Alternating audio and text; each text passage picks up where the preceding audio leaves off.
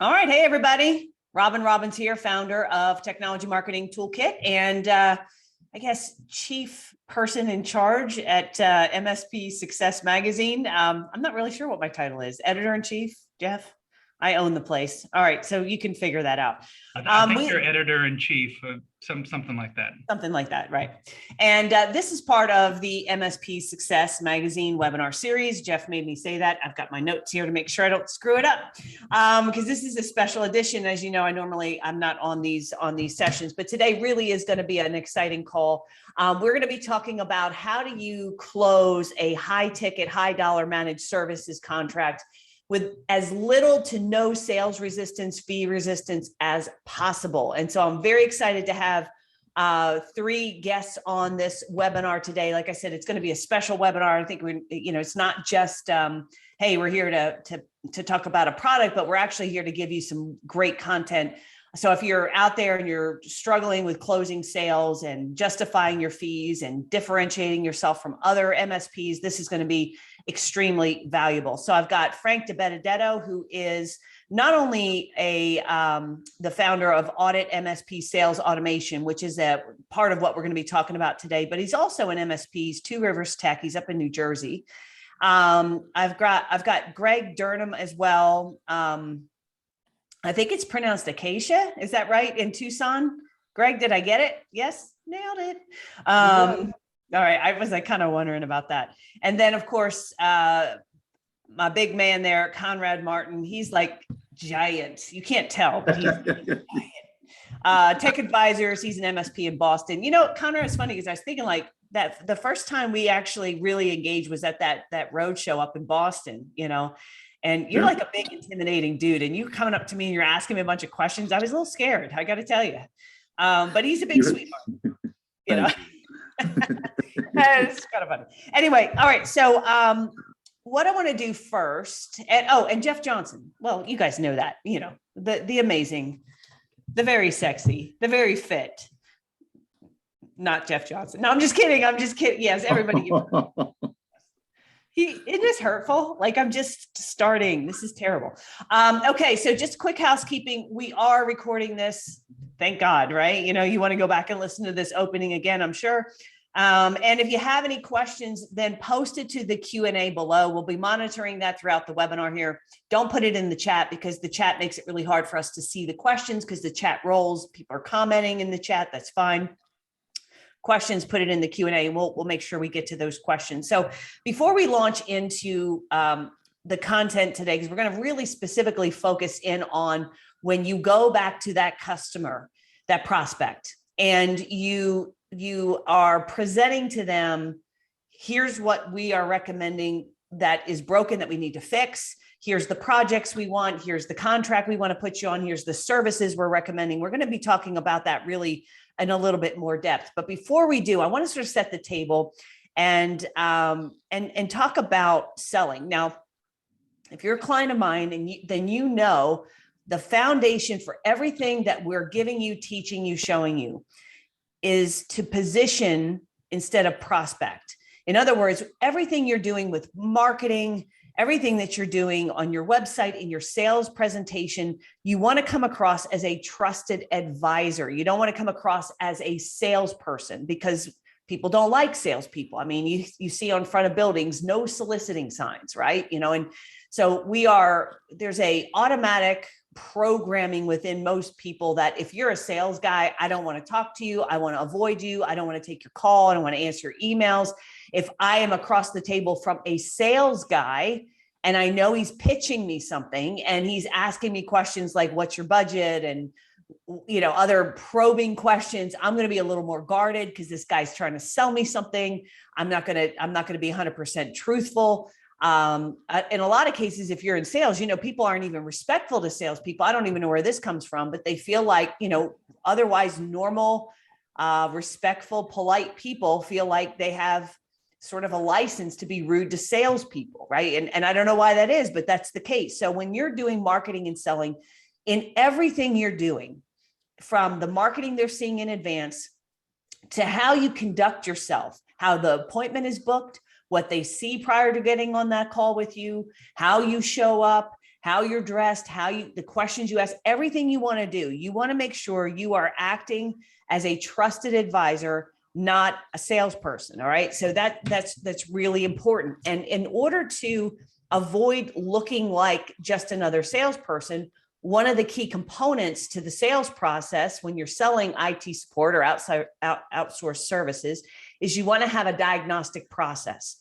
Meaning, like, if you think about how most salespeople sell, most salespeople, they show up, they ask you kind of what's your budget.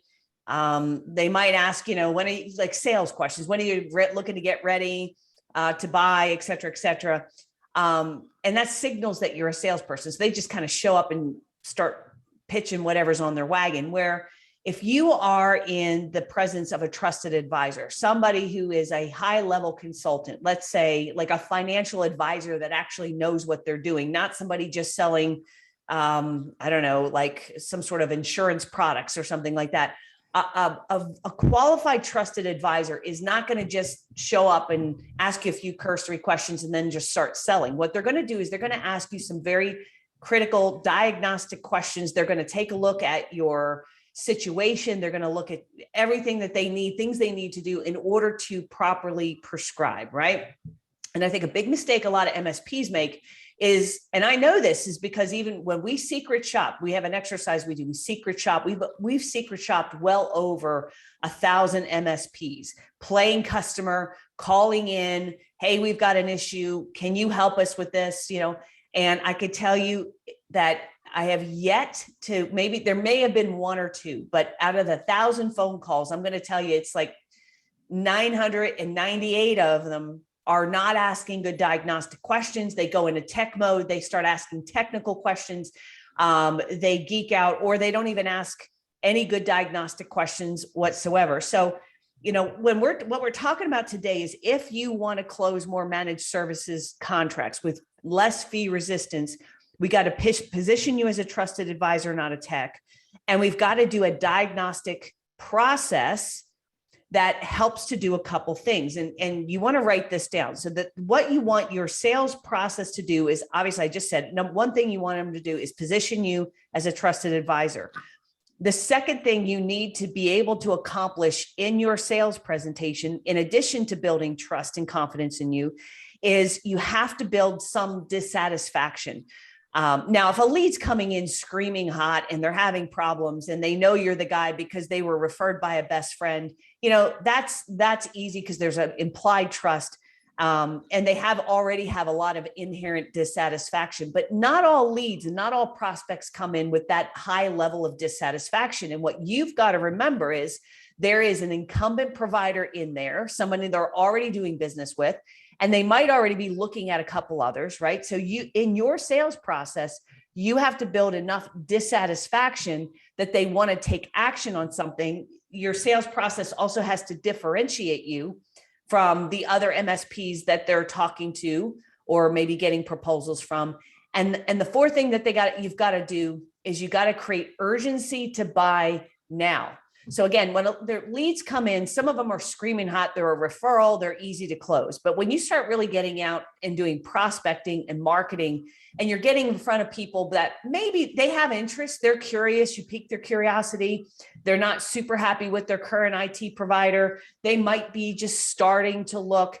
If you are not able to build trust and confidence in you, if you're not able to build dissatisfaction where they're getting unhappier, like to overcome the we're fine, if you can't differentiate yourself from the guy they have or the 5 other MSPs they're talking to, and you can't build urgency, you're not going to get the sale. All right. And so I just want to kind of lay that foundation. I don't know. I'm going to ask you, Frank or Greg or Conrad, any of that you disagree with, or do you want to reinforce, or just kind of what's your comments on that? So this is Conrad, and we take care of a lot of CPA firms. And so to have a conversation with a CPA firm, you have to prove that you know what their language is, how they operate, et cetera. And my twin brother who owns the company with me and I are both CPAs. So we go in with that line action to convince them that we understand what their deadlines are, even the deadlines that the normal person doesn't know about. We bring them up so that they understand that we know those deadlines, and we try to avoid talking about price unless they bring that up. We're talking about what's your need, what's your pain point, how can we help? Mm-hmm. Okay. And And we go around we the treat same ourselves thing. as trusted. We do about the same thing with medical that Conrad does with the CPAs, and the urgency there. The other big area that I'm seeing lately is the cyber liability insurance. Mm-hmm. That makes a real big hole for their security levels, because a lot of them don't realize that they need to have all this stuff to get the reduced rates on their insurance and so forth. So, Mm-hmm. I think that, so many MSPs are so technical, and we're so close to this, and we're stuck with the curse of knowledge, and we're so excited about our tech solutions that what we want to do is go in there and sell them what we know, our stack. And many times, at least in the early days for me, I realized I wasn't listening to what the prospect was telling me, right? All I'm doing is thinking about what I'm going to sell to them. And so all I'm hearing is just wah, wah, wah. And then when I show a proposal, all they hear is wah, wah, wah, and they would buy on price. And if I wasn't the cheapest, I wouldn't get the sale. It's a terrible way to sell. So, I agree 100%. You need a methodology where you don't seem like the salesperson, that you actually listen to what their problems are, and then you can articulate them back in a sales presentation and then show them your solution. And then that's what will make them buy, because you're solving their problems. So that's what's worked really well for us. And I think another thing, Frank, I want to bring this up because you kind of alluded to it. I want to make sure I reinforce this. I think a mistake a lot of salespeople and even like MSPs make is when somebody calls in, a lead comes in, they get introduced to somebody as a referral, whatever it is. Again, what most salespeople do is they just start selling, and they assume the prospect is in the same place in the sales process as they are. Okay. I'll tell you a stupid story that you guys will laugh about, but it makes the point, right? So I was, this is a couple of years ago, I was having like really bad shoulder problems. I was trying to get therapy and all this, and it was like really aching me. But anyway, I was going up to, there was like a strip mall kind of thing. And I was going in one of the stores in there, and I noticed right next to the store was a hot tub store. Like that's all they sold was hot tubs, right? And it just for a moment, it occurred to me, maybe if I got a hot tub and I got some therapeutic like heat massage on it, maybe that would help, right? That was my entire thought process. I had a couple minutes. So I walk into the hot tub store. Now, there's one sales rep in this store surrounded by hot tubs, right? What do you think she asked me, Frank? How can I help you? Yeah. Can I help you? And I'm like, here's what I say. We all lie. We all do this, right? I say, no, I'm just looking. All right. Now that's the dumbest thing in the world. I mean, I just walked into a hot tub store. I mean, what am I looking for? Shoes? Like, it's ridiculous. So it's a dumb question to ask, number one. And then it was a dumb answer, but that's, again, we're all programmed. This is a salesperson and we talk to salespeople. That's why you don't want to appear to be a salesperson. So I'm walking around looking, and so it's kind of awkward. It's just she and I in the store. There's like nobody else in the store. And I finally say, well, talk to me about a hot tub, right? And without asking a single diagnostic question, like what brought you in today? Why are you looking for a hot tub? I mean, look, that's like, doesn't that make sense to even ask a simple question? She doesn't ask anything like that. She just says, well, we got a lot of models, as you can see, but this one over here is on sale right now. And she takes me to the discount rack. All right. Now, I don't think I was dressed bad. I mean, I didn't like have holes in the bottom of my shoes, and I drove up in a nice Mercedes. I mean, I don't think I look broke, but she goes right to selling on price. No diagnostic questions. Here's what we've got. Now, if she had asked some diagnostic questions, like, I don't know, what brought you in? I would have said, I don't know, I've got like some muscle aches. I work out really hard. And I was just kind of thinking maybe this would help with some therapy. Okay. Well, is the minute she knows that's what my motivation is, which is a different motivation than if I walked in and said, well, we love to have parties and I need a big hot tub in my backyard so we can have a party. Or, we have a small backyard and we want something, we want like a pool kind of, depending on, now she could have taken that one question and then guided me better. well, this model has is our best for athletes. It's got therapeutic, blah, blah, blah, the jets, I don't know, whatever, right? She could have directed me that direction and gained my interest. But the first thing she did is started talking to me about what's on sale. And she's starting with her starting point is, I want to buy a hot tub. My starting point is, I'm not ready to buy a hot tub. I'm just kind of thinking that maybe this could solve my problem, but I don't know that yet. So she's starting to sell at a different point than I'm starting to sell at. And I think what you were saying there, Frank, is a lot of you start selling the technical stuff.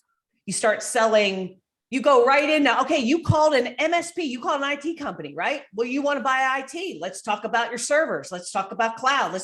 And the person's not there yet. And they don't even understand, like most of your prospects don't even know how to buy. They don't know what questions to ask you. They don't know what to look for. They don't know what's important.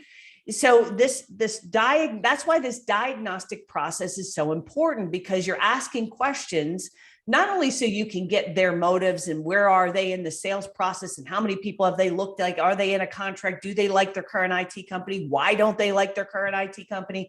All these diagnostic questions, instead of just going right to selling IT, you got to back up. Well, maybe they're just kind of looking. Maybe they're not even a serious prospect. Shit, they could be just like trying to get a quote out of you to go back and beat up their current vendor. You don't know that. Now you're going to waste all your time.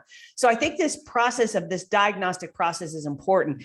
And so, Frank, really quick, I want to get to all of you and ask you a lot of questions, but I think what's important is first if you could just do a quick history lesson, because everybody here on this uses your audit sales tool, right? And you created, because you're an MSP, you've been a client for a long time. Yep. So give a quick history lesson of how this came about and why you created it. Sure. So I think I've been in your program for probably 12 years. And one of the earliest things I remember learning was that you have to have an offer for something, right? Like if you're trying to get prospects, we need to do something. And I think maybe back then it was like a network assessment, but it evolved to cloud readiness, cybersecurity, whatever it was the offer. And I remember, hey, it was a 27-point assessment and I thought it was a thing. So I was trying to find it somewhere like in the dashboard. And what I learned was that nobody really had the deliverable on that, right? So it worked phenomenally well from a marketing perspective, but I didn't know what to do. So, I would go in, I think I was probably trained at the time that we had the diagnostic was gathering data with tech tools. Mm-hmm. So, I'd ask them like the few cursory questions, and then I couldn't wait to get to the server to do the scanning. And so when I'd go back, I would try to cobble together these reports or a presentation to go with a proposal. And it was miserable. It used to take me like 4 to 6 hours to put these together. They were different every time. And I couldn't really measure if they worked. And what I found was that I often sold off of the proposal. And if many times we were the most expensive MSP. So I either wouldn't get the deal or I'd have to lower my price to get it. Right. And I just got frustrated. And I finally, after years of searching for something out there, I realized there's nothing in the industry for us as MSPs to use to make it easy to present to non-technical people to get the sale.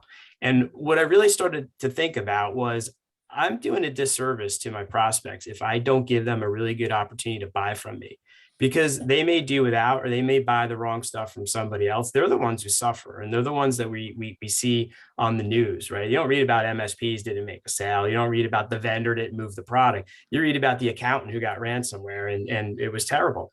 So I really felt a sense of responsibility. And so I created Audit and I worked backwards. I actually created the report and the format, and I did it kind of manual in Excel, and it still took me a long time, but it worked so much better. I had the focus of the prospect. They were in tune. It was a little bit unexpected what they were seeing, but they understood it and they wanted to know more. They wanted to hear what I had to say. And what it did was it proved that I listened to them.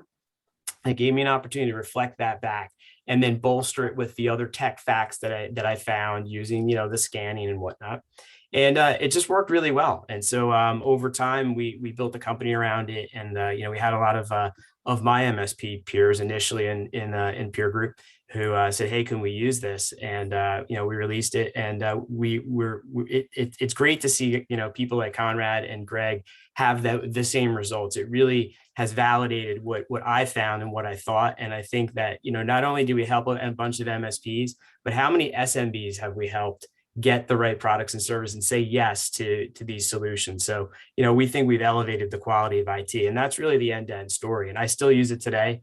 Every single deal that I present, we use an audit report, and then we kind of go from there. It keeps me honest. It helps me with my sales process, and it's worked well. Yeah. So in a minute, I'm going to ask you to show that, but so Greg or Conrad, whoever wants to take this, I want them to see what it is now, because I think you can use this tool as sort of an auditing software, or you can use something like rapid fire tools and use it, right? I mean, so you can either do the technical assessment separate, or you can just use this as sort of the assessment tool. Is that correct, guys? Is that, yeah? I mean, Greg, Conrad and Greg, tell me, how are you, one of you, Greg, start with you. How are you using this in your sales process? So what we do is, and a lot of where we're getting our leads right now is coming from Aspen campaign. We run the Aspen campaign. They set up the interview, the meeting for us. And then when I go to the meeting, it's what I call it an interview, because I don't call it that to the client, but it's basically an interview, because it's the process of which we're going to get the information from them. The reason I don't like something like a rapid fire tools, and I'm not to say anything bad about them, but I don't want to install something on somebody else's equipment. It's not mine yet. I'm not doing that stuff. I want to talk to them about what their problems are, what they're looking to do, get that background on what they're wanting. And then we create, after that meeting, I create what's called a memorandum of understanding. It is literally a document that says, hey, this is what we talked about in our meeting. Did I miss anything? Is there anything else I need to get from you information wise? When they approve that, then we put everything into Audit. And I come back and do the actual presentation with Audit, which is, to me, a fantastic tool, because it dumbs down a lot of the technical stuff. You don't have to have, the real technical side of things in there, and it gives you the colors, and the colors are huge. When they see red on these things, and yellow and a little bit of green over here, maybe, and you're trying to tell them, okay, this is how we're going from the red to yellow to green, and this is what we can do for you. Mm-hmm. It really graphically displays what you're talking about too. So. Okay, so just so I get everyone, your sales process is a lead comes in and they're booking a phone call with you, right? Is it phone? Actually, we don't do phone call. I have my lead generation guy get on the phone with them, set up an appointment for an actual network assessment. Okay, and so then you go on site, or I go on site. Yep. And then that's when you're asking them the question. You're using the Audit tool. Right. That's how you're using. That's when I'm gathering all the information from Audit. I actually use their the template beforehand, which gives you all of the boxes and everything else. I actually use a little tablet computer where I can write on and fill in, all the squares, and what kind of server do they have, what kind of issues are they having, what's the, you get into all of those details, and then I take that back and plug it into the actual application. Okay. So I'm going to ask in a second, I know you guys are chomping at the bit to see this. So in a second, Frank, get ready to show your screen. I want to kind of, Conrad, what is your sales process, and how do you use it in your sales process? So we'll get a lead, and we're doing a lot with CPAs, although that's starting to end because of tax season, but we're actually talking to a wealth management company right now. We get a Zoom call with them, and we show them Audit fully green. We go through each quadrant real quickly and say, this is what you need to get to. Then we use Rapid, or we will use Galactic, and we get a pen test, we get the information, we have 25 questions we run them through. Then we fill out Audit the way the answers come back, and we say, this is what it should look like, right? This is what a healthy environment looks like. This is what you look like. Now, what do you, that's interesting, because I like what you're doing, because you're basically saying this is what good is. Because most of your clients that you meet with, they don't know what good is, right? They've never seen anything like this. So you're doing that on the Zoom call, like the first meeting, or in the in-person? On the first Zoom call that we have for our FTA, that's the first thing we're going to show them is this is what it should look like. And we changed, like right now, like what Greg said about insurance. Insurance really is huge because it helps drive your compliance package. It helps drive your security package. They're going to ask questions that if you don't have MDR or if you don't have a written information security program, you're not going to get insured. And No. so put that right into audit and show them that the lack of this gives you a red box. And I can tell you that that's eventually going to have an effect on how you run your business and what you have for insurance. And that's so much easier to say, look, by the time we get done, we want all these. Now we're not going to get them all green. We don't really want them all green. We want to keep showing them where they have other weaknesses as we build this through each technology review. But from the beginning, they see this is what it should look like, and then we walk them through the process. Well, and I mean, I think like your point, you want it all green, but a network is a dynamic thing. So, they could be compliant and then they do something different and it makes them go red or whatever. So Correct. you're right. But I think no, I love that. Here, just another little tidbit that you might, because I know insurance is a big thing. You can't get certain insurance. We just had to do a renewal for our cyber liability and crime insurance. And we had to show all these things that we had to get it from our MSP IT company to say, yeah, we're doing things like employee awareness training. And we've got, we have some sort of cybersecurity protocols in place. They want to see that.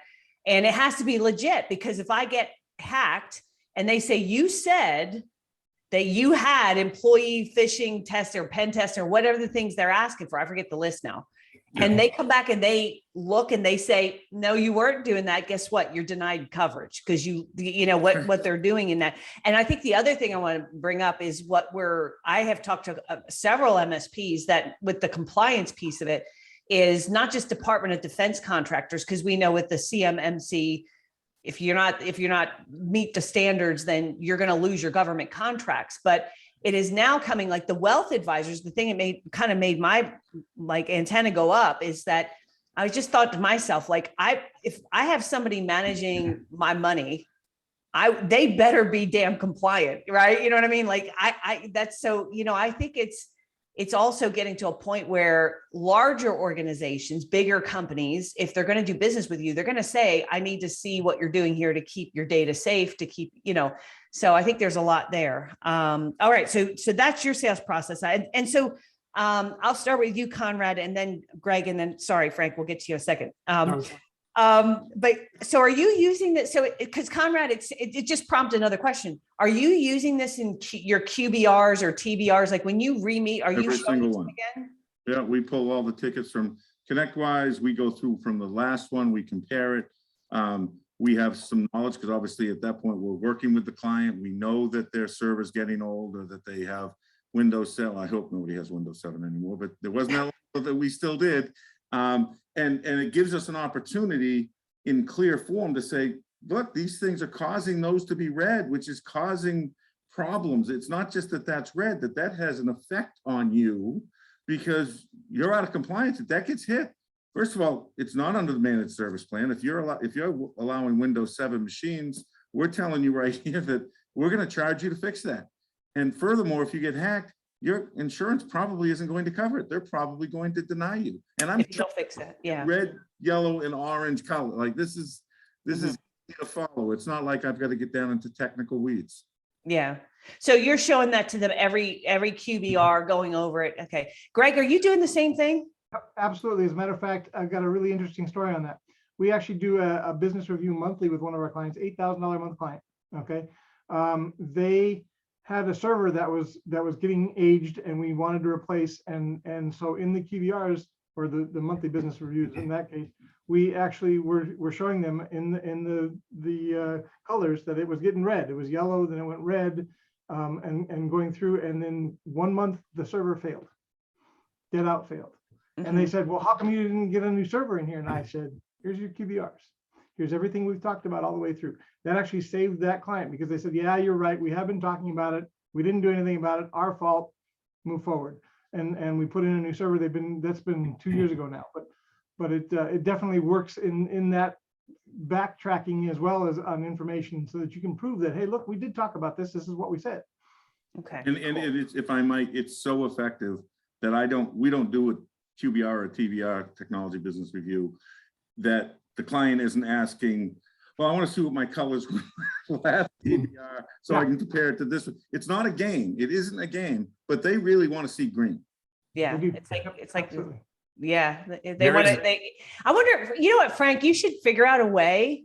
Do you have a way where you can like, so Conrad could say, here's where you stack up against other people in your category. Like you've got like 80% red and every other business in your category is like, here's what made me think. Cause like I have a big German Shepherd and we have a tracking collar on that bastard because he sees deer and he runs off. Right. So we had to put and this tracking collar is like, my husband's looking at it every day. He's like, he tracks their steps and it ranks them against other dogs and German Shepherds. And like, he's like, oh, we're in the top 5% of steps. Like they It's a track it. great So, idea. I mean, but it's kind of funny. But when you said that, I was thinking, I wonder if there's a way, because you could say to them, look, you've got all this yellow and this red and like everybody else in your group is like way better than you. Is that, Frank? Maybe show one of the reports. Maybe Yeah. you So can do that. funny you should ask. That's on our roadmap because we have all the that's a great data, idea. and what we're doing is all we got to do is pick up the industry, and then we'll be able to compare. Hey, this is the average that we see in our system across that industry. So we'd be able to do the same thing.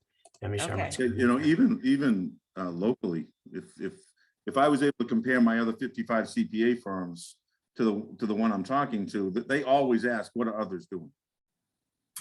Yeah, no, it's totally, and that just gives you a little more ammunition too. So what do we look at? Is this one of the reports it spits out, Frank? Yeah, this is so kind of starting with the end in mind, since we're sort of talking about the report. This is a prospect that I just met with earlier this week. It's a $15,000 a month deal. So I know we were talking about closing higher value deals. So, this, for me, this would fall in that category. This is a higher one. Yeah, that's great. Mhm. A couple of quick words about the report. Very flexible. And one of the things I love when I hear the stories, it's cool to see how Greg does a little different than Conrad, yet they use the same tool and it works in the process. So we wanted it to be flexible enough to fit into the process, not necessarily like force you to change your whole process around the tool. So what I like to do is display the prospects logo. I want to make it all about them. My company's down the bottom. You could flip it. You could make your MSP, have your logo there and be prominent. This is, we tell them what we're going to tell them. So one of the things that I found was when I do my sales presentation, I'm sure I explain it really well. But what happens if they want to take that and the office manager wants to hand it to a partner or one partner to the other partner? It's going to get diluted a little. So this report, I felt, had to stand on its own. You needed to be able to look at it right away and understand it. You not have a PhD in IT. So we tell them what we're going to tell them. I don't read this when I'm there, but if you read this afterwards, you go, okay, I understand this completely. And then when I turn to this page here. Hey, Frank, let me stop you a little bit. Yep. So you stay there, but you just said something that was really key, because when all of you, and I have it too in some of the situations that we're selling to, particularly when you get into larger accounts, okay, there's typically not just one decision maker. So like if we're selling to, if I'm selling to an MSP who's, $1 million in revenue or something, like it's the owner, that's who I'm selling to. He's going to make, or she's going to make the decision, right? But when you get into a deal where you're looking at 15,000, even 10,000, you might have multiple people. And I know all of you and Greg and Conrad comment on this, but I'm a big proponent of having marketing materials. Like Conrad, you have a book, right? Greg, do you have a book too? Not yet. No, we're working on that now. We're working on that. All right. We'll make you an offer after this.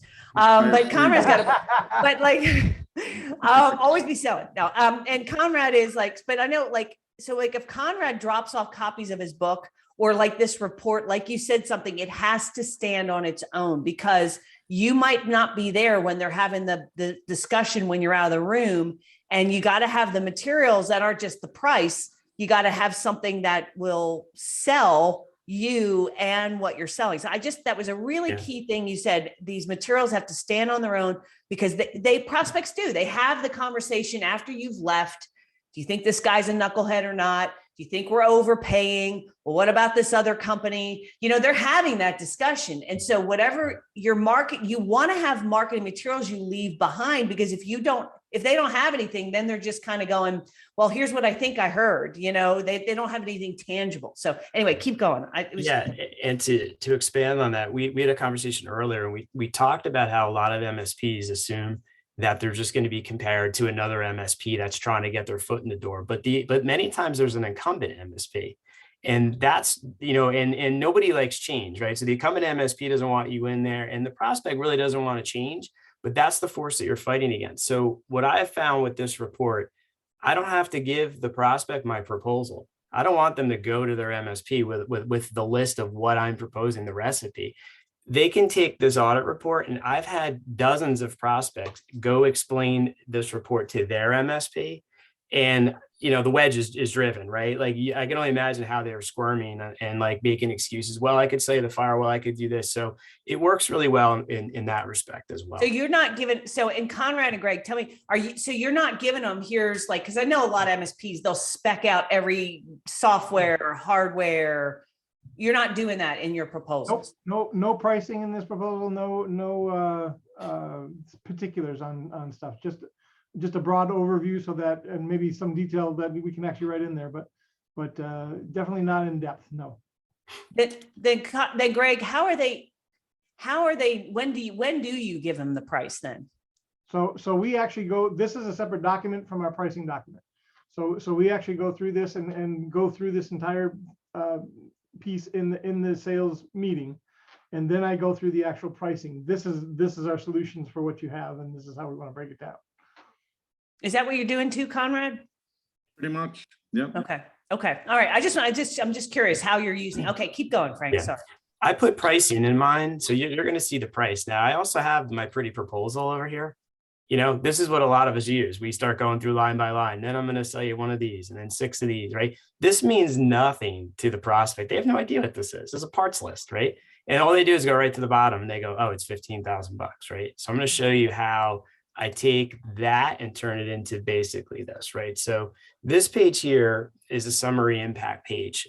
This is essentially me saying, hey, we've done a 27-point assessment across 3 areas: infrastructure, cybersecurity, and managed support and services. You can customize this any way you want. You can put whatever you want in here. And so, you know, from MSP to MSP, you can make it all about, you know, whatever way you sell and what your solutions are.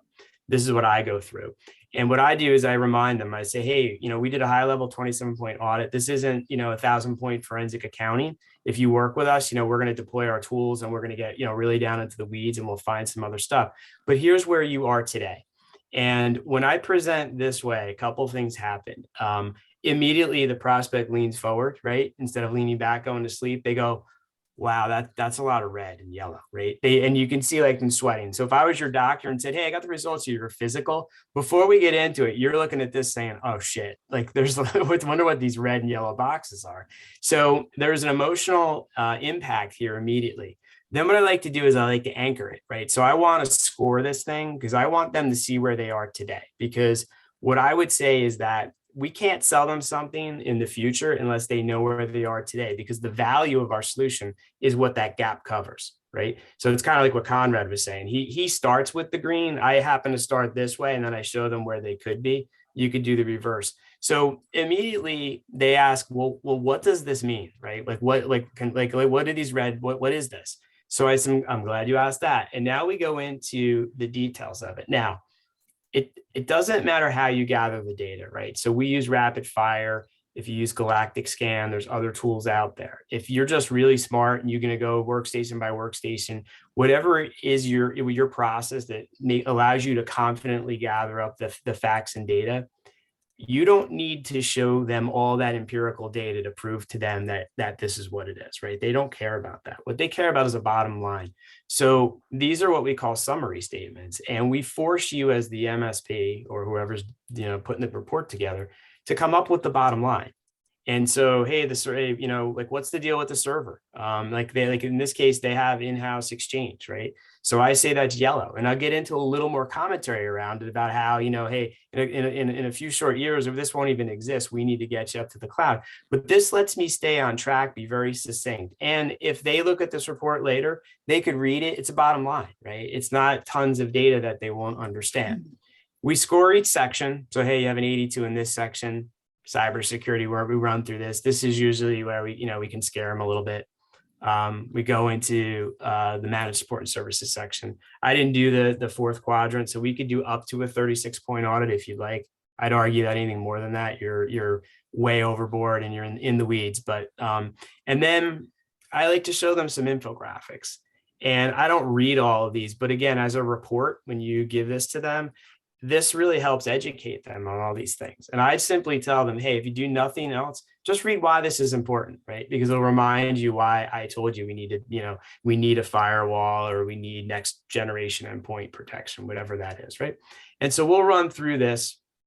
All this is customizable. So we give you all this content.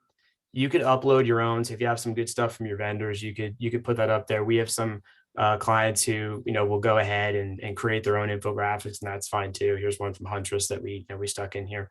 So we'll pause there. And then I always remind them, I say, if you remember when we first got together, I always say, hey, before I could propose anything to you, it's really important for me to understand where you are today, but more important for you to understand, right? So we just did that.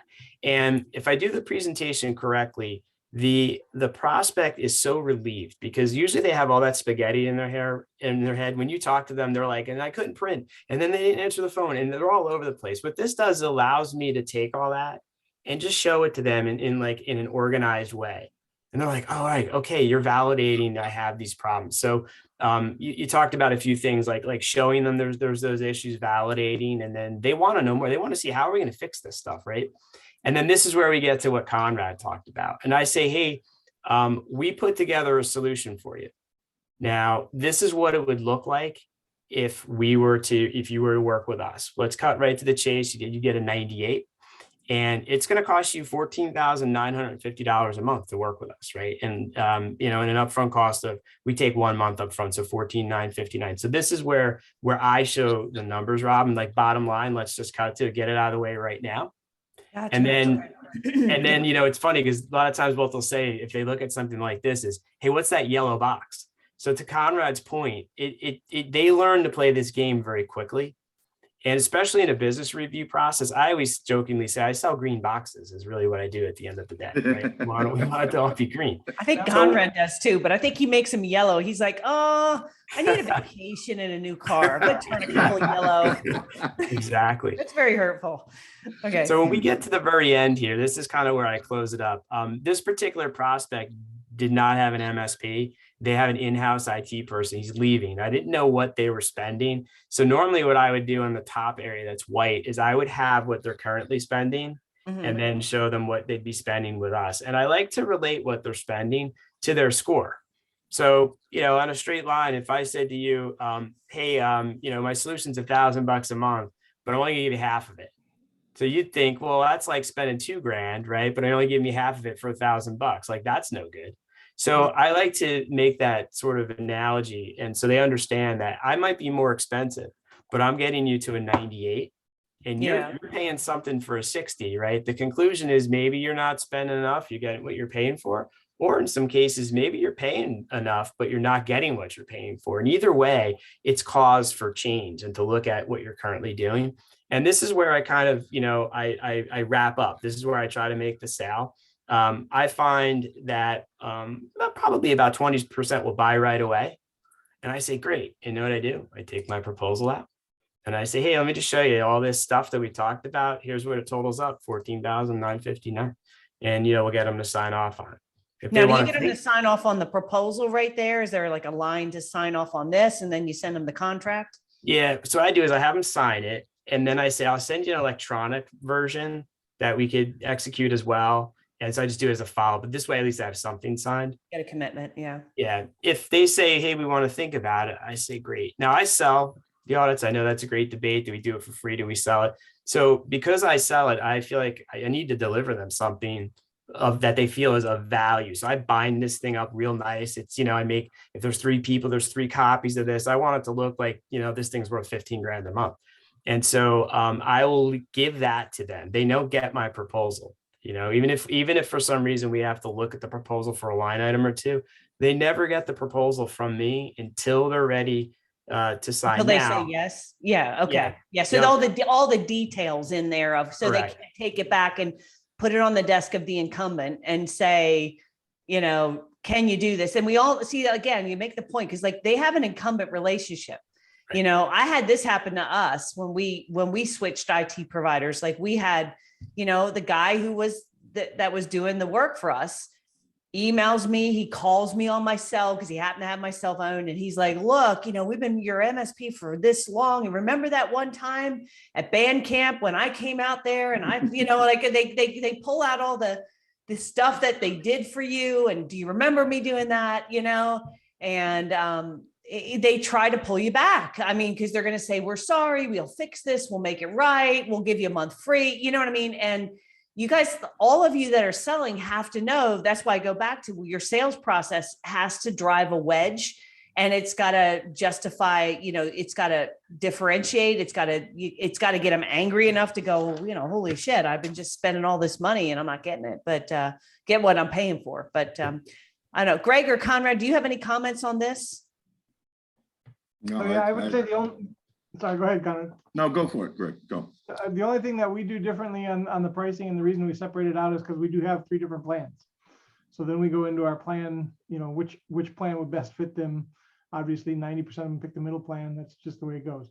But it gives us that referral back. Then when we do plan here, this will get you to in the 90s percentile on your scoring on the audit report. So.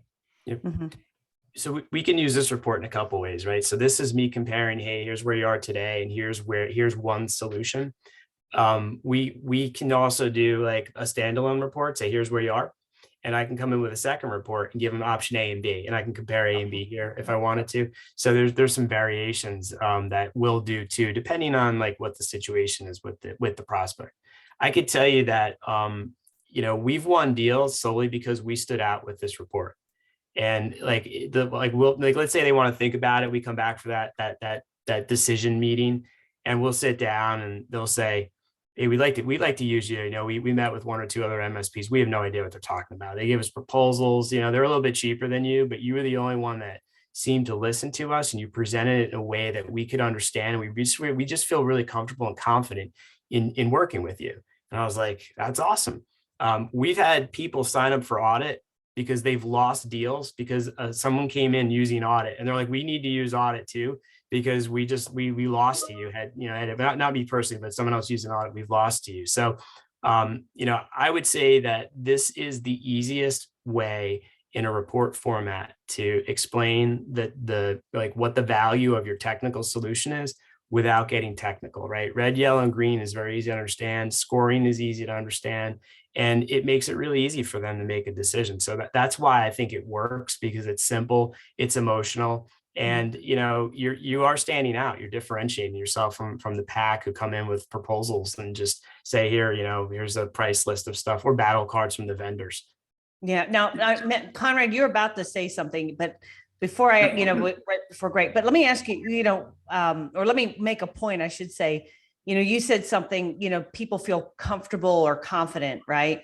And you're right, because 2 things you got to remember, guys, they're buying you because they really have when you look at that proposal, all the line items, that is a scary, scary thing. I have no idea what it is I'm buying. It looks like a lot. It's confusing me. And this is what I want everybody to write down. A confused prospect never buys. If you confuse the hell out of them, that's when you get let me think it over, all right, let me sleep on it. Let me pray on it. Let me, whatever, right? They will not buy. So the easier you could do that, and dumbing it down and making them comfortable, because they're buying trust. If they trust you, then all that other gobbledygook you just showed me, I'm trusting that you're doing the right thing, because I don't know if it's good or not. So Conrad, you were going to comment on this, I think, about the pricing, or like, do you use this? I think Greg answered in very similar to the way that we do it. We have 3 different packages, and Okay. The way that Frank answered. But if you don't mind, I want to ask Frank a question, and I think everybody would benefit from this, unless I misheard you. Did you say that you charge to do this? Basically, you're charging for your sales presentation? We're charging for the assessment. Yeah. So our website, I think I have it up here, has the main call to action is schedule an assessment. That's everywhere on here. That's what we're driving them to. That's our process. So when they book the appointment, what we'll do is we'll pre-qualify them. And then we tell them, all right, well, here's how our process works. And we'll tell them what the cost is. So we charge $997 for the assessment. Now, we have people say, oh, okay, never mind. And when we really look at it anyway, they were probably not prospects that we wanted. So we don't really, at this point, need the practice. So I'm okay filtering those out. The ones that say, yeah, come on in, that's fine. They are much more interested and in tune with what we're about to do on the process, right? They're way more engaged. We find that it's a better process, and we find that our numbers are better at the end of the day. And the problem I had originally with charging was I wasn't confident in what I was delivering to them. It was this half-assed like Word document. It took me 4 to 6 hours to put together, and now I can confidently sell this thing for $1,000 or more each time. So that's our process. I think, probably more people do it for free, but I definitely know MSPs that are charging and getting Not paid. anymore. Well, okay, so like now you open that can of worms. Yeah, free to pay, right? Well, no, I'm not against charging at all.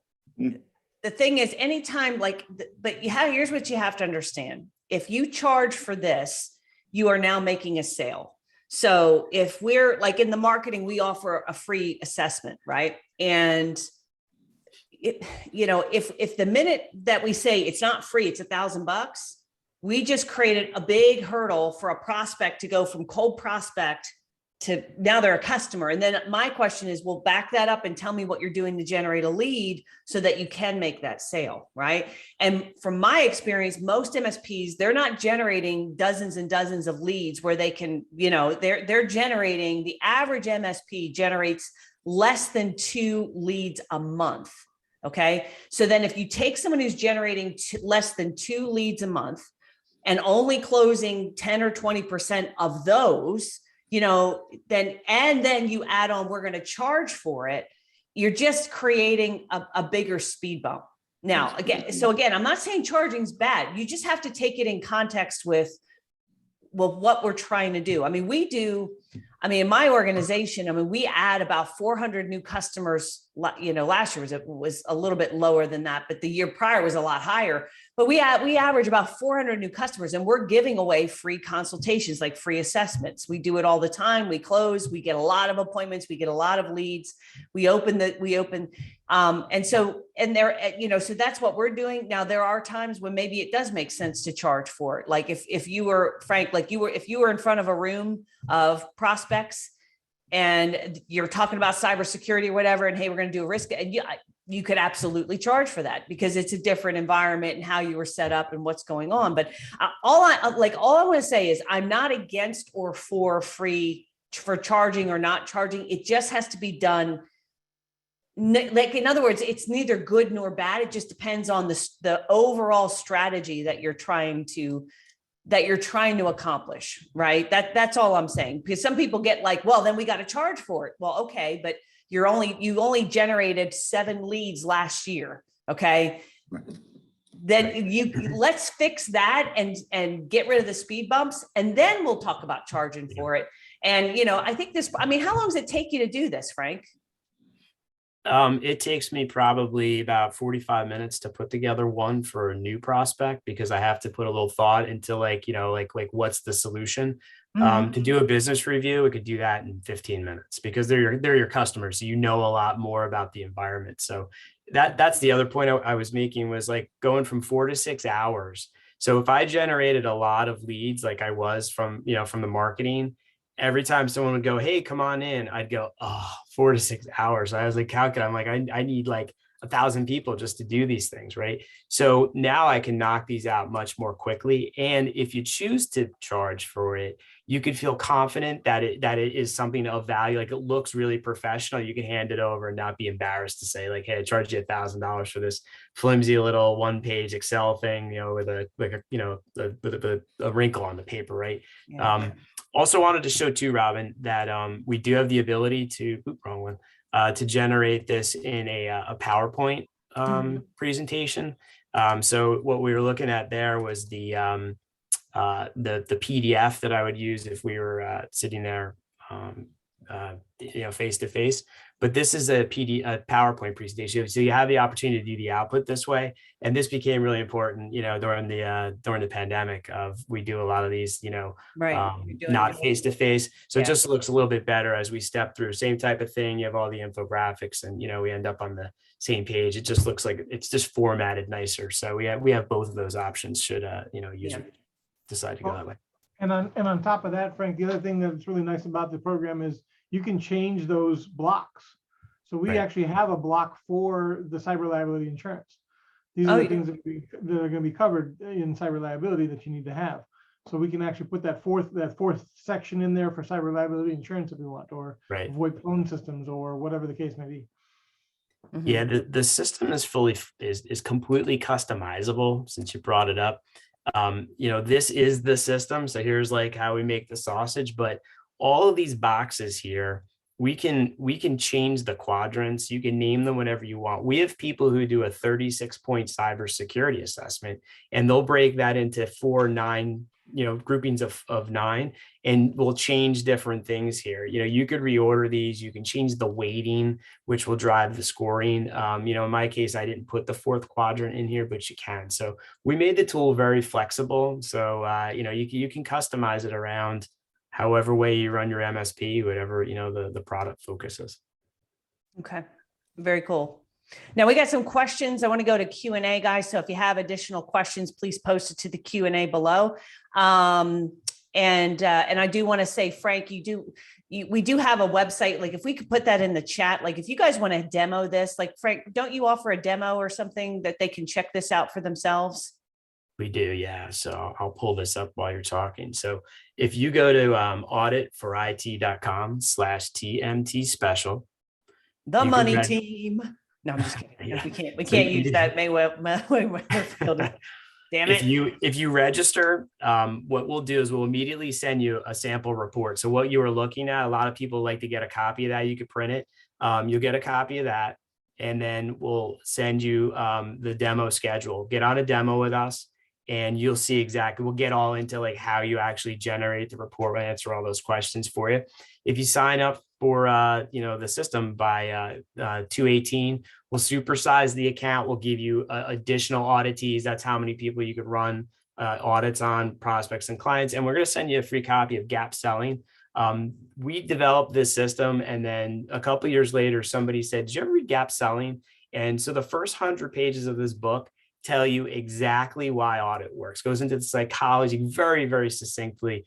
This guy Keenan is awesome. He's actually going to be speaking at a couple of industry events we're getting him into. And so we'll send you a free copy of that if you sign up by the 18th. So anyway. Okay. Yeah, I just want to put that out there. So yeah, we're going to be doing a 3-part live training series for selling. And I'm going to get more into not just this part of it, but how do you generate a lead? I mean, things like, do you charge for an assessment or not? Like when does it make sense? I mean, there's times when it makes sense. There's times when it doesn't. We're going to get into what you send in advance before you even get out there at the sales meeting. That's going to be important. How do you ask good diagnostic questions? How do you overcome objections? So we're going to get into that in that 3-part live webinar training series. But you got to be an audit client to get that. So, all right, let me knock down some questions here. Marco said, what proposal tool are you using, Frank? Or, Greg and Conrad, if you want to comment. I use ConnectWise Manage, which was Quozal. So that's what I use to generate my proposals. Quozal. Yeah. Is that what you're using, Greg? Yep. Quozal. Conrad, same? Yep. Mhm. Oh, look at that. They're getting free advertising. Okay. So David I think is more of a comment. It's the value that comes through with the audit tool. They're buying you, not the products and services. They're buying the trust that you to get them where they need to be. He was just kind of saying, great point. They're really buying you, looking for the 2 thumbs up emoticon. Is it emoticon? How do you say that? Emoticon? Is that right? Why does that not sound right? I think so. Emoticon, yeah. Good Lord. All right. Conrad Forrest, not Conrad with a K, but Conrad with a C, says, I charge for assessments, but give 100% credit if they buy. Does that make sense? So yeah, Frank. So the only time that we actually charge for an assessment, we do a free assessment if it's a new incoming client. We had one recently where the company had been hacked. They have an IT. They wanted to stay with the IT. They wanted an outside perspective. So we did the whole audit report as an assessment on their network and how he's corrected what was wrong with the system so that we could display it that way. We did charge for that one. We actually charged about $2,000 for that one because we did the whole audit back end of it. So Yeah. Conrad, have you ever charged for an assessment? Sure. Yeah. Yeah. So yeah, I mean, I think it makes, I mean, I agree. If you want to say, hey, if you end up buying us, we're gonna, I mean, like landscapers do that. So if you, a good landscaper, if they're doing a landscape design, they charge you for the design because they get people to come out and, you know, if you've had, especially if you have a big, big property like ours, you know, they'll come out and they'll say, well, here's where we put the irrigation in, and this is the flowers, and here's the trees, and here's what we recommend. And they map it all out and they give you that. And they charge you like, I don't know, $500, $1,000, whatever it is to do the plan. And then if you hire them to do the landscaping, then they'll apply that. So that's very, very common. So again, I just want to make sure that, you know, when we talk about doing a free assessment for a marketing and sales process, we're not talking about creating an assessment like what Greg just talked about. You know, that's like a reliance opinion that takes hours of work. That's a work project. That's not what we're saying you give away. The free assessment is essentially just doing some sort of a quick process so that you can show value, drive a wedge to the incumbent, differentiate, build some dissatisfaction. It should not, like I was talking to someone the other day, they said it takes them 8 hours. I'm like, this should not take you 8 hours. I mean, I don't know what the hell you're doing. I think they're actually hand drawing the report, Frank. They weren't using your tool. I mean, like they weren't. Yeah. I just want to be clear. I always tell when we talk to prospects that are MSPs, you know, for audit, I always say my goal is to try to get you a new customer, right? Once they're your customer, you can deploy all of your RMM tools and all the other kit that you have, and you could scan, you know, for 100 hours and find all that other stuff, right? I'm just trying to get a customer. You're not going to increase your chances if you spend 8 hours getting all that forensic data. Like we can do this on a high level. Present this, let them understand, create some urgency, make the sale, and then they're your customer. Go in there and do all the other stuff afterwards. Yeah. Exactly right. So now this is an anonymous person. Where do you get the data for the average number of leads generated for each MSP? I got that data. We, for 20 years, we've been doing sort of a free marketing assessment. And part of that, we get our MSPs, these, new prospects to give us how many leads are you generating, how many sales are you generating. We do surveys of our existing customers. So this is purely from data that we track and report. And I can tell you with confidence, the last survey I did, I think we had about 1,800 MSPs, and it wasn't my customers. It was just a general, they're generating less than 2 qualified leads per month. You know, and I mean, like, now I could tell you our producers club members, that's going to be higher, you know, members that are doing marketing, that's going to be higher. But again, that's an average. You're looking at most MSPs. All right. Question. If you say this is a billable service and then roll the assessment cost into a managed services contract, is that still a risk? Frank, do you know what he's asking? I'm not sure I understand that 100%. I think what he's doing is instead of charging them up front, he's like padding the proposal to cover the cost of their time. I think that's like the middle of the ground, you know, like middle road type of thing, where maybe you eliminate the friction of getting somebody to come in, you know, because they don't want to pay up front, but you're still paying for your time by putting it into the proposal somewhere else. I mean, that's an option, I guess. You know, I'm kind of all or nothing, but I think that's probably a happy medium. Yeah, I don't know. Conrad, Greg, you have any thoughts? to me, I don't want to go that deep into a network. It sounds like if you're going to be billing for that, you're going to go pretty deep into a network and do that kind of stuff. What I'm trying to do is talk with that client, understand what they're doing. Obviously we want to have eyes on the server and some of the major systems that they're dealing with, but I don't want to get deep in. What I'm trying to do is do an actual assessment for them that kind of gives them what we can do for you. And if once they go for it, then yeah, we get our engineers in there to do all the pen testing and all the rest of the fun stuff. And sometimes we're surprised. There's things in there that we didn't know about or need to address. But to me, I don't charge for it because it's not something that I'm getting that deep in. It takes me an hour meeting with them to do that. It takes me an hour to do the actual audit set, back end, and another hour to do the sales presentation. So 3 hours, I'm done. Yeah. Yeah, I think, we haven't been charging, we have charged for it in the past for bigger prospects, and we haven't really been charging.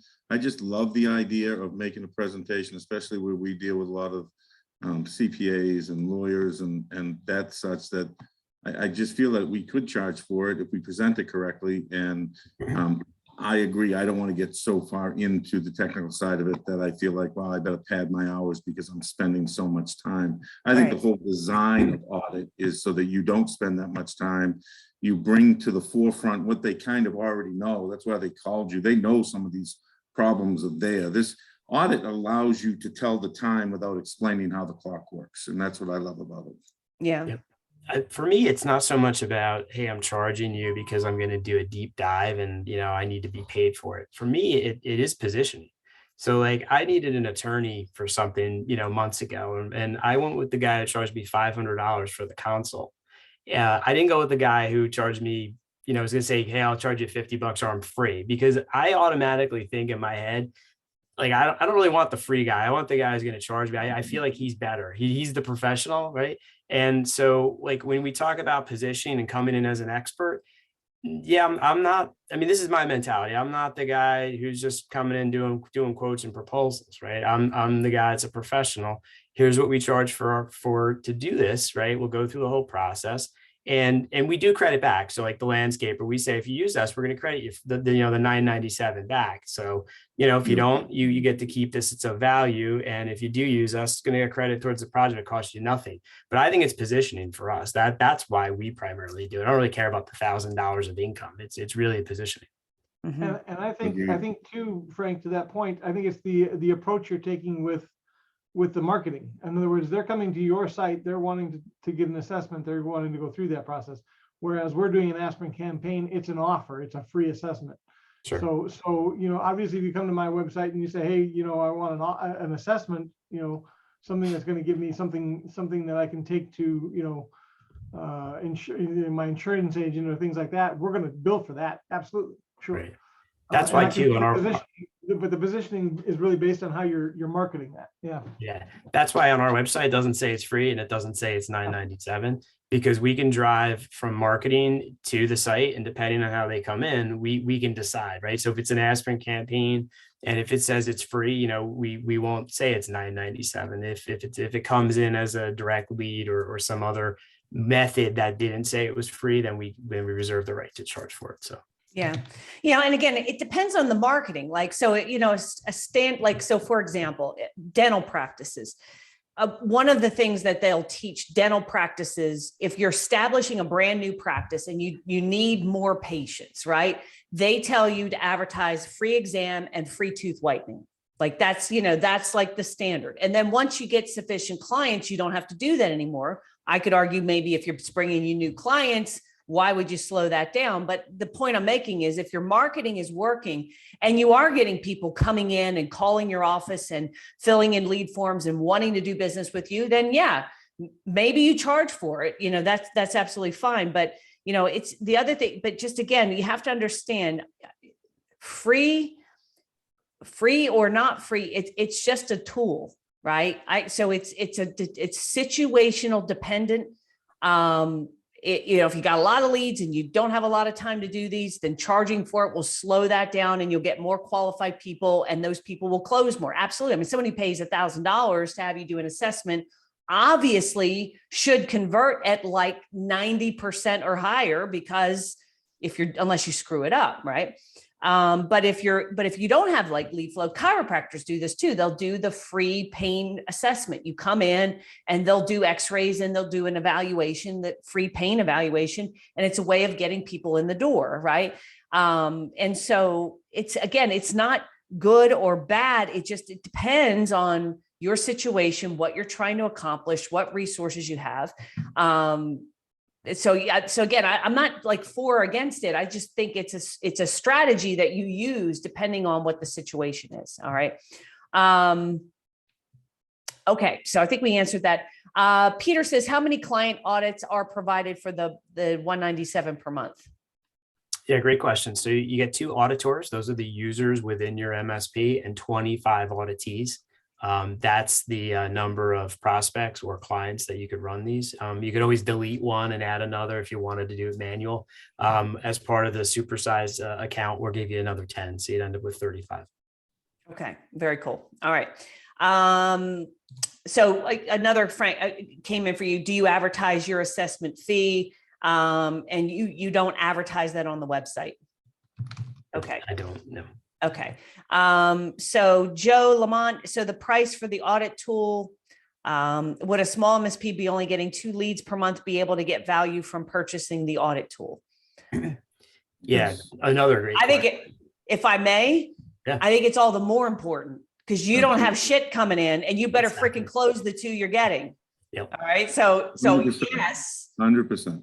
Yeah. 1000%. Like it's even worse for you. You better get your sales, because if you're only getting 2 leads per month, you better be able to close both of them, or at least one of them, which would be 50%. If you're not closing 50, or like in this case, you can't split, but if you're not closing more, then absolutely, it doesn't matter size, how many leads you're getting. And then we got to fix the lead process. That's the next thing you fix. All right. But if you're only bringing in 2 leads, you've got to stand out. You've got to stand out from the other MSP who's also trying to win that job.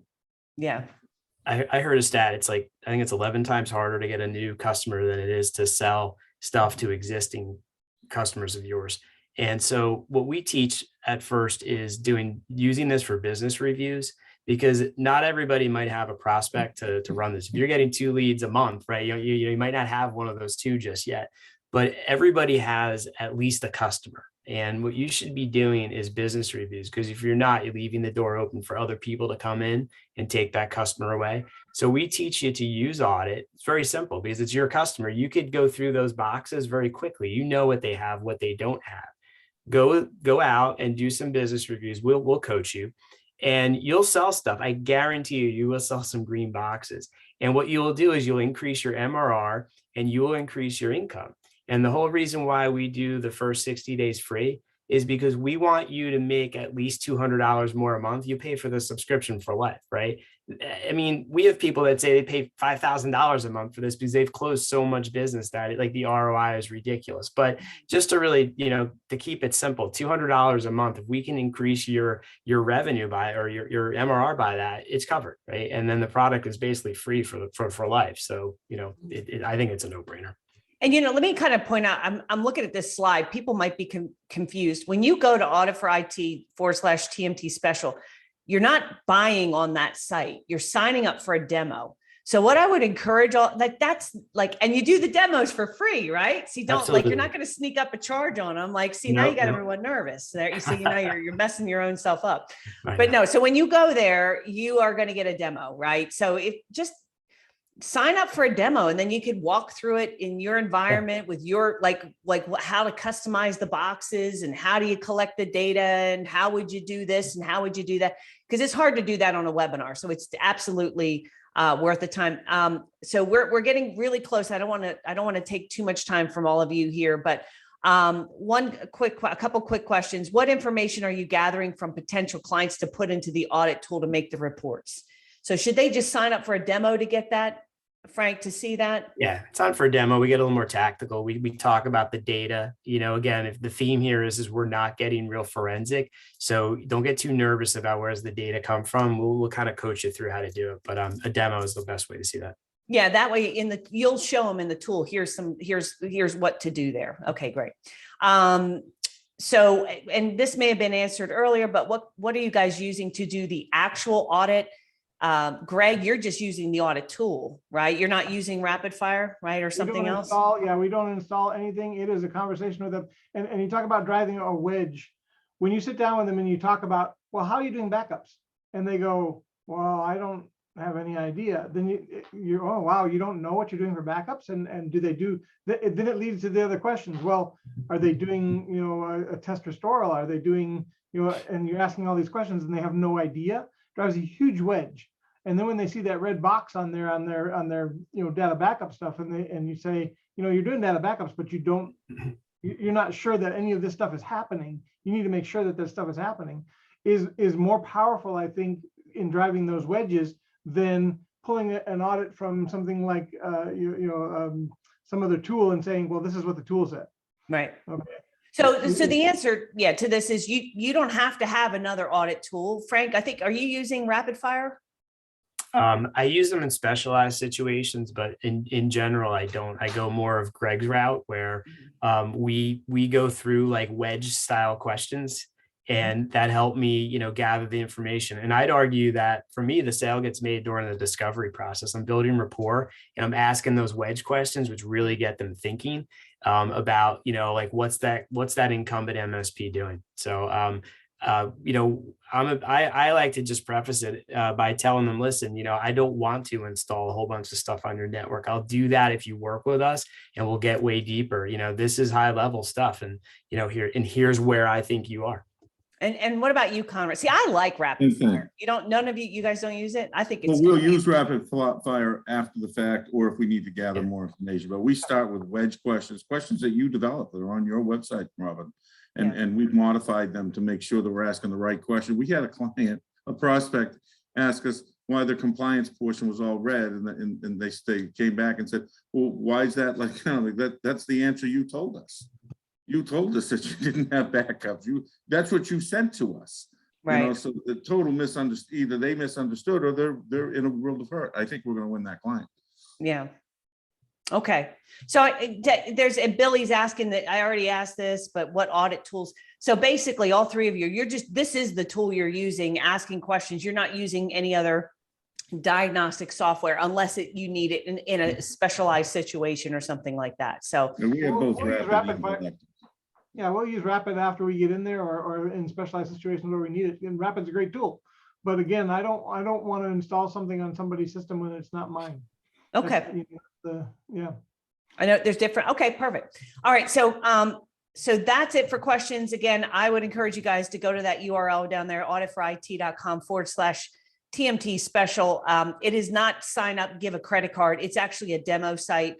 Sign up, get a demo. What the heck? If nothing else, I bet you'll learn something, because you're going to see the questions that, like, how are they collecting the data and what are you putting in the boxes? And, even going through that process, I think there's going to be value. And then if, of course, you decide to sign up, you're going to see more of me and Frank and maybe even Greg and Conrad, and we're going to be talking about how do you close those sales. We have we have just started a MSP sales champion group. It's myself and Frank's in that, helping run that group with Brett. And we got Satima Fowler. If you guys don't know Satima, she started her MSP from scratch. I mean, just her and her husband, they grew it to about 6 million. They merged with some other MSPs, got it up to about 40 million. And they just had a very, very lucrative and successful exit. So she knows how to sell, Satima, and she's in that group. And so we're going to give you even more sales training, because this is one piece of it. Obviously, there's a lot of other things you got to know to closing a deal, but I think this is a very, very good tool, particularly for all you guys that are techies and don't like selling. And, you need something. This kind of helps prop you up a little bit to get through that. So, all right, Frank, Greg, Conrad, you guys are rock stars. And Bob Jenner is this. Yep. All Audit for IT clients, we're going to give you the training. If you're already in that, you're going to get it for free. So, David said, thank you. Loved every minute. Good to know. All right. I think that's it. Appreciate you guys. And if you have any other questions, go to Audit for IT, that URL. All right. Our pleasure. Thank you so much. Thanks. Great to see you. Thanks, everybody. Hey guys, thank you. Yeah. Okay. Bye. All right.